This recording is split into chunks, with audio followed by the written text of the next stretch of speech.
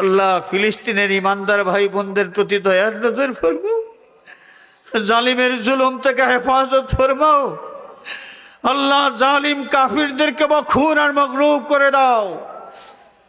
আল্লাহুম্মা শাত্তিত শামলাহুম, আল্লাহুম্মা মসজিদ জামাহুম, আল্লাহুম্মা দাম্মির দিয়ারহুম, আল্লাহুম্মা খর্রিক বিলাদহুম, আল্লাহুম্মা জালজিল আকদামহুম, আল্লাহুম্মা ফারিক বাইনহুম ওয়া বাইন কালিমাতিহিম। আল্লাহ জালিমদের কবল থেকে ফিলিস্তিনের মজলুম মুসলমানদেরকে তুমি হেফাজত ফরমাও।